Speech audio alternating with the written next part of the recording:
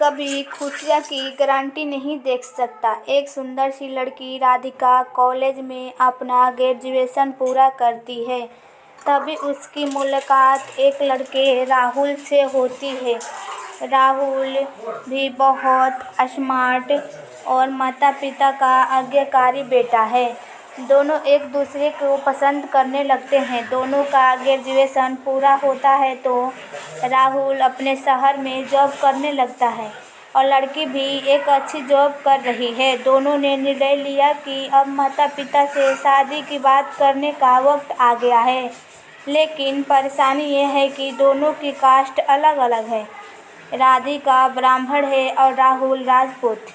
राहुल के समाज में दहेज बहुत ज़रूरी है, जो कि नकद में होता है। उसके अलावा कई तरह के गिफ्ट और गहने की भी मांग की जाती है। राहुल ने राधिका को ये स्थिति स्पष्ट की और कहा, घर वालों को मनाओ, अगर तुम सभी मांगों पूरी करवाती हो तो मेरे माता पिता तुम्हें पलकों पर बैठाएंगे। राधिका ने अपने माता पिता से ये बात कही। राधिका के माता पिता को ये बात पसंद नहीं थी, पर राधिका का जिद थी कि अगर मुझे दहेज दोगे तो मेरी इज्जत बढ़ेगी। राधिका के माता पिता भी सहमत भी थे। बिना मांगे भी राधिका को बहुत कुछ दे सकते थे, पर इन्हें उस तरह दहेज की मांग करने वाले लोग पसंद नहीं आ रहे थे। लेकिन माता पिता राधिका की खुशी चाहते थे। उन्हें ये डर था कि कहीं उनकी बेटी ये ना सोचे कि ये अपनी बेटी को कुछ देना नहीं चाहते, इसलिए उन्होंने सभी शर्तों मानी। शादी में राहुल को कार, फ्लैट, फर्नीचर के साथ 50 लाख नकद दिए गए। साथ ही राधिका को गहने भी दिए गए और सभी रिश्तेदारों को गिफ्ट और कपड़े भी दिए।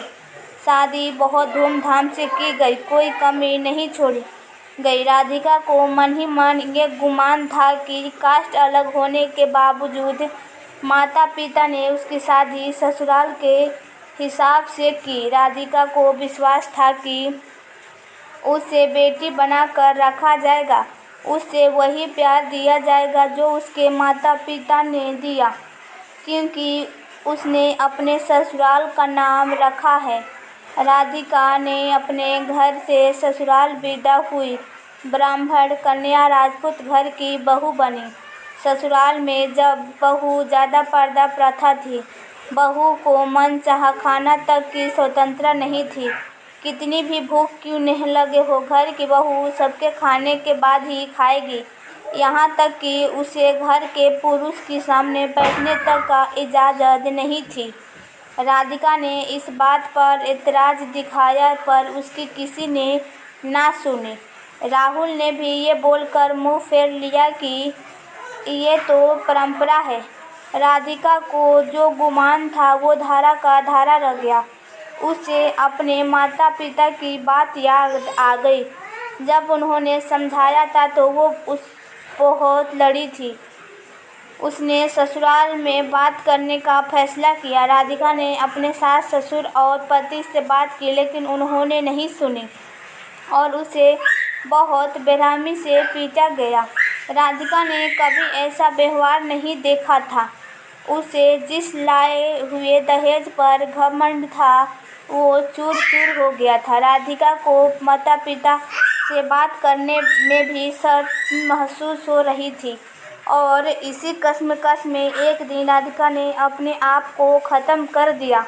माता पिता को जब ये पता चला तो उन्हें अपनी गलती का एहसास हुआ कि वक्त रहते समझा होता तो बेटी का साथ होते। जो लोग दहेज पर बेटे की शादी करते हैं उनकी सोच हर तरह से छोटी होती है। जो बेटे को नीलाम कर सकते हैं वो किसी और की बेटी को कैसे अपनी बेटी बना सकते हैं। दहेज कभी खुशियाँ की चाबी नहीं बन सकता। ये बात सभी को समझानी होगी कि माता पिता ही नहीं, लड़की की सोच भी दहेज को सपोर्ट कर रही थी। कई बार लड़कियों को दहेज का गुमान हो जाता है, पर जो लोग लोभी होते हैं वो कभी अच्छे नहीं हो सकते। ये बात सबको समझाने की ज़रूरत है।